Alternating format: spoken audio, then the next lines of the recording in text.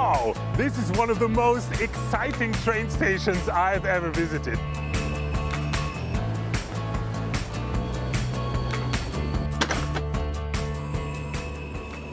Hey there, I'm Axel Primavesi and I'm about to explore the Flåmsbana. Some say it's even the most beautiful train ride in the world. And I want to check that out, so join me on my ride. Early in the morning, the first train emerges from the depot by the fjord to climb the mountain and then come back down again. I'll be on it, together with Bengt Hammer. He's in charge of marketing for the Flåmsbana. Hi, Bengt. Hi, Axel. So, even before we left Myrdal, I could say the train is really beautiful. The cars here, they are from the 60s and still driving and driving and driving. We set off into the valley at a leisurely 40 kilometers per hour. It's a single-track railway, but trains travel in both directions. I'll show you how that works a bit later on. The railway runs from Myrdal at an altitude of some 800 meters via Vatnahalsen, Kjosfossen and Bergvam to Flåm at the edge of the Aurlandsfjord. We are here at Vatnahalsen. This is the first station after Myrdal, so we just got on the train and then we hopped off. But we did this for a reason, because here is Vatnahalsen Hotel. Wow! I mean, this is how Scandinavia looks like in my dreams. It's a really beautiful hotel and it has a story, bank. Yeah, actually it is built in 1898.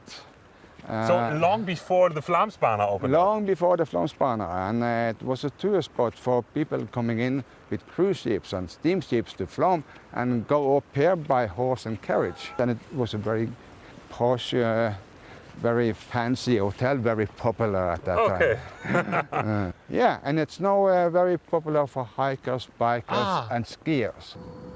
I have no time for hiking today. Our journey continues. So Bengt, is there something along the track that I should definitely see and check out? Absolutely. The Kjosfossen waterfall, that's the main highlight and enormous tourist attraction.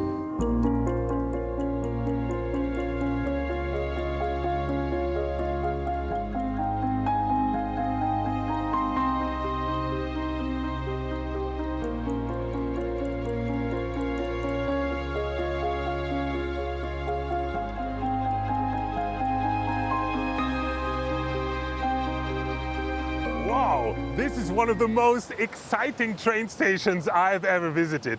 This waterfall is nearly 100 meters high and the train stops here for some minutes so everyone can take a photo, and that's what I'll do now too.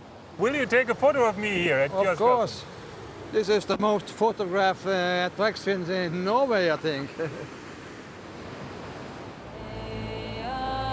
Suddenly, a figure appears in the midst of the waterfall.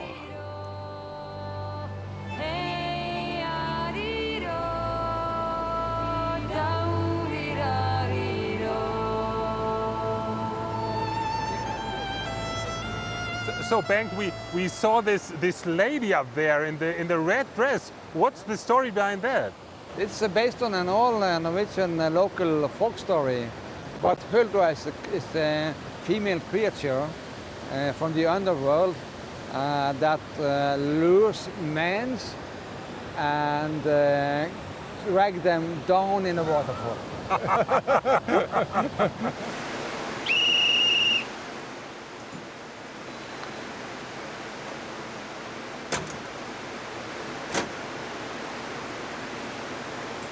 Long ago, this railway was the only connection between the fjord at the sea and the railway between Oslo and Bergen through the whole country up on top of the mountains. These days, it's mostly a tourist attraction. One attraction is, of course, the stunning countryside. But the railway itself is fascinating as well. It numbers among the steepest in Europe. The Flåmsbana Museum explains the story of how it was built. So, Bengt, this tool was quite useful building the Flåmsbana. Why did you need it so much? That was for the tunnels, because to build a railway up the mountain you need to have tunnels. And then There are 20 tunnels, and 18 of them are made by hand with drilling and dynamite, and then they use the pickaxe to take out the stones, put them in carriages, and throw them out by horse. Okay. So this was quite a feat of engineering, building this railway. Why was it so complicated? It was so difficult because of the terrain, the mountains, the risk of avalanches, waterfalls, river, and not at least it was totally different in winter and in summer. So it was, they really had to think very hard where to lay the tracks. Yeah. That's why it took nearly 20 years to build it at least. Exactly. And I mean, I'm carrying this just for a minute. It's really heavy, so I don't know if I could stand and be really of help building the Flåmsbana. I put it down, I think. Well, this looks like a mixture of a motorcycle and a locomotive. I mean, what was this used for? It's actually a motorcycle on the top, and it's a trolley with rail wheels on the bottom. And it's an inspection trolley for the railway. Okay. So the maintenance workers, they put this onto the train in the morning to go with the first train to Myrdal. And then they took it off in Myrdal and inspect the line going down again. Okay. So here at the Museum of the Flåmsbana, one part of the exhibition is this locomotive, and you got a history with it, don't you? Yeah, I actually been driving this myself. I'm not a locomotive driver, but this was actually a ranging locomotive on a station. So we used to change the wagons from the train, from one train to another, put out one wagon, and in again, another wagon. And every time you drove this, it went fine, you never crashed anything? I hope so. I did not. It went well. So I used the brakes very hard. You knocked on wood enough times too. Exactly. We're back on the track. The next stop is Bergvam, a unique station on this single-track line. This is where trains going in opposite directions meet and pass each other on a short double-track stretch. I'd like to find out how exactly that works. Klar for tog 1860 til Bergvam, Mike Bravo Mike.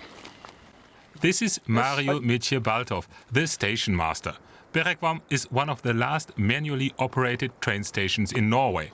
Mario has to set the points by hand to make sure the train coming up from the valley ends up on the right track. Is this more fun or less fun? Or It's got ups and downs, because when it's pouring down and it's windy, it's better to just stay inside and just pull two levers and everything fixes itself, you know. Okay. But on days like this, and when you can up and walk, you don't have to sit down for 10 hours. It's perfect. This is the train coming up from the valley. It's always the first to arrive in Bergvam. This flag is a signal for the train coming from the other direction. If it's not hanging out, the train can continue and head down to the valley. Like this time, the train from below is already on the other track in the station. Today, Gudrun Folkedahl is driving the train down to the fjord. She's been working as a train driver since 2012 on this and other lines as well. But the Flåmsbana is something very special to her.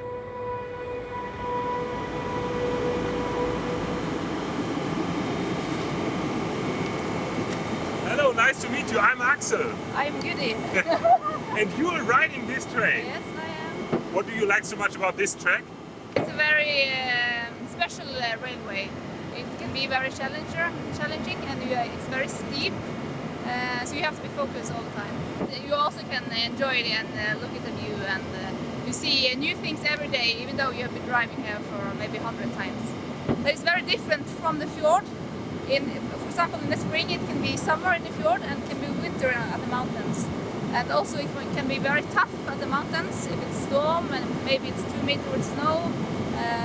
And also all the tourists are very fascinating because they are very, they were waving and they were very happy and they are very satisfied.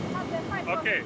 From here, Gudrun Folkedahl sets off in her train down to the fjord.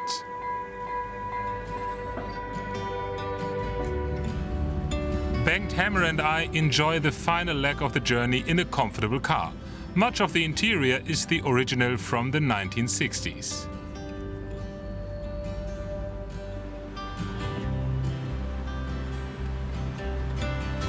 The lower we go, the more the valley opens up. We pass by the first houses in Flåm, my destination. After barely an hour traveling, we arrive at the station. The Flåmsbana definitely is one of the most beautiful train rides in Europe. And not only because of the stunning landscape, it's also a feat of engineering. Built in this rough terrain nearly 100 years ago without the huge drilling machines you have today, that's really super impressive. What do you think? Is this the most scenic train ride in Europe? Leave it in the comments. And don't forget to subscribe. You want to see more scenic train rides in Europe? Check out these videos.